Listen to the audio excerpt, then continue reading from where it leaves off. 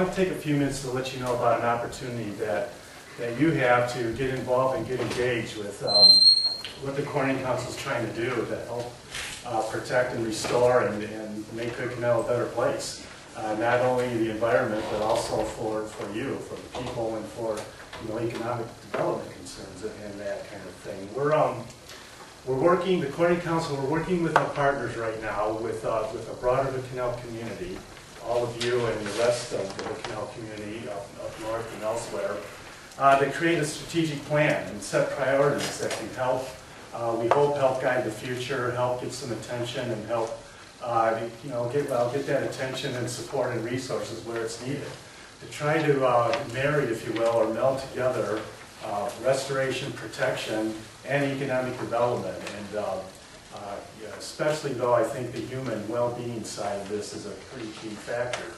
About 2.5 years ago, roughly, the Corning Council Board of Directors, they said, look, we need some kind of an umbrella approach. There's a lot of different things happening in the canal. Things happening here in Belfair, others happening over in Hoodsport, up in Port Townsend or in the Brennan area, on the Kitsap side of the canal.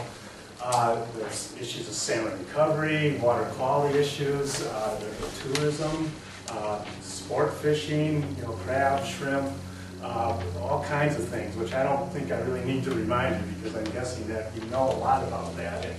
And also, that's probably a big reason why you live here and work here and play here. So what the council, though, wanted to do was, okay, how do we pull all that together? So when we're making decisions up, let's say in Jefferson County, we should know what's going on in Mason County. And Mason County should know what's going on in Kitsap. And then how do we work as a regional group to help this water body that doesn't necessarily know the boundaries and the borders? The fish will swim up and down the canal and in and out of the rivers, that kind of thing too. And of course the people, the tourism and that, they'll traverse across all, up and down the canal. And so how can we work together, if you will, as a regional group to integrate all these plans and efforts to get together to make something that works and keep the canal this special place that it is, for all of us. We've got something called the Integrated Watershed Plan. Like I say, we started a couple years ago, 2.5 years ago or so.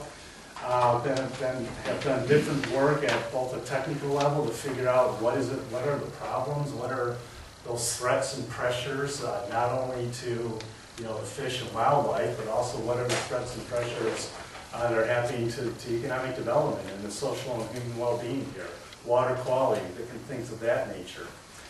So we wanted to, with this, I guess you could call it like an organizational concept. You're trying to, like I said, bringing together all the existing plans. We did not want to create or invent a new wheel here. It's not necessary, because there's been tons of good work already in place, and the people here that are already living here and working here and playing here, you know what you need, what you want, and you'd like to see, and what works for you in your particular area. And that's we're finding out is the case all around the canal.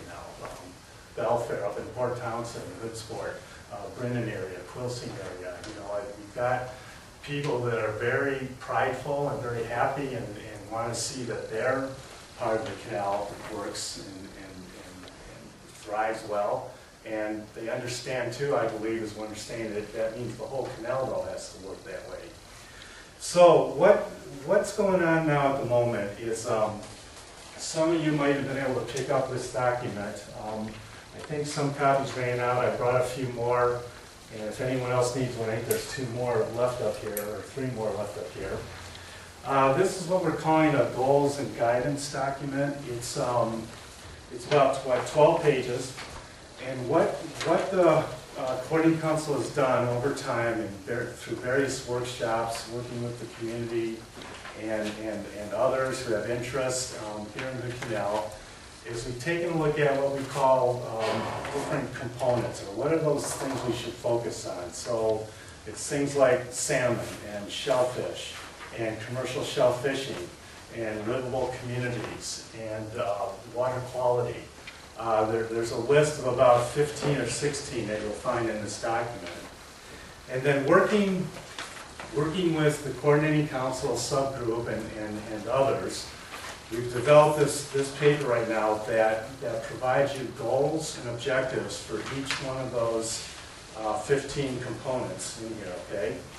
And so what we're asking now, so this has gone, like I say, this has been working through the process the coordinating council has. It's been in front of the board, and the board at the June, I believe the June 19th meeting, said, okay, we now need to get this out for a broader review, for a public review, to take a look at that, get that input, and then, you know, help us, because like I mentioned earlier, this is that foundational kind of document, and with the goals and objectives that will help guide the various strategies and actions that the board, the coordinating council board, will need or want to take.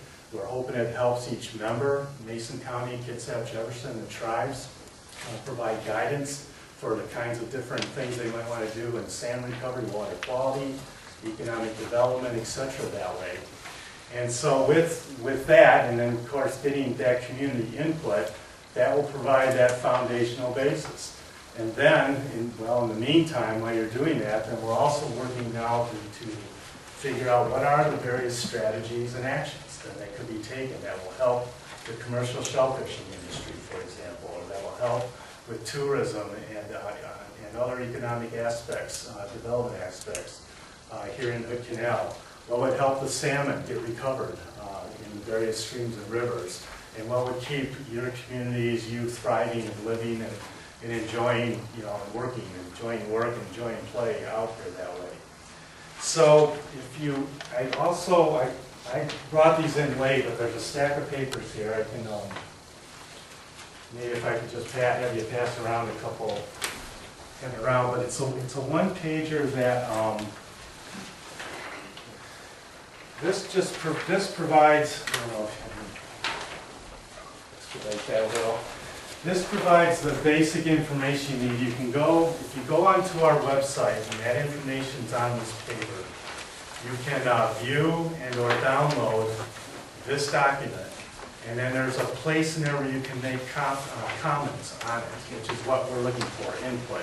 Find out what is it about this that you'd like to see in there, what is it you don't want to see in there, what did we get wrong, what did we get right, and any other ideas, of course, that would help the coordinating council board of directors and your Mason County Board of Commissioners, to figure out what is it that Hood Canal is needed, and how can we help, meet those needs there.